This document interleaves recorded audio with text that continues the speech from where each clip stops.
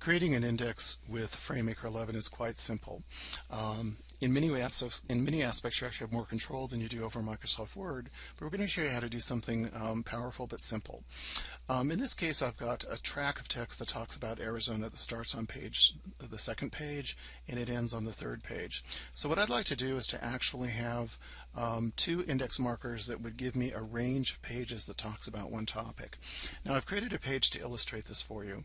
Basically, to make index markers for a page range, your first index marker needs to look like this: start page range matching text. This would go inside of your index marker, and here where it says matching text, this is where you enter whatever you're talking about, and this matching text must be identical in the marker that's going to close it off on another page. It's going to say end range, but where it says matching text, that text must be identical to what we had in the first index marker.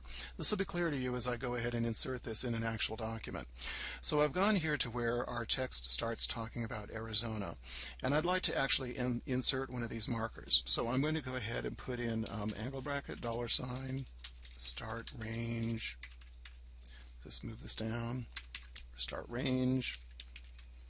And then in all caps, I'm going to say all about, and then Arizona in upper lowercase.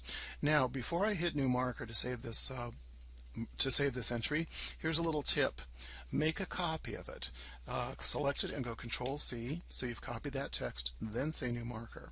Now I'm going to move on to the next page, and this is the area where the text about Arizona ends. So right in here, I'm going to copy that text that we had in our first marker. Remember that it said start range. So the only thing that we need to do is to delete out the word start and insert the word end. And then we have that matching text I talked about. It's really important that this be the same. So we put in new marker, and if you look closely, there's a little marker down there. Okay, we'll save our document. Now, I'm doing this on a chapter level and I'm testing, so this is for test purposes. I'm going to go ahead and actually generate an index. I would normally not do this on a document basis. FrameMaker warns me you usually use a book, but let's go ahead and generate it to see what we get. And once it's complete, you'll see here that under the letter A, here are those page ranges I talked about. All of your index entries are hyperlinked in FrameMaker. So if I hold down Control-Alt and click on the first page, it will actually take me to wherever that occurs, and that will carry me right over to page 20 for editing purposes. This concludes our demonstration, and it shows you just how easy it is to go ahead and create a range of pages within FrameMaker for an index.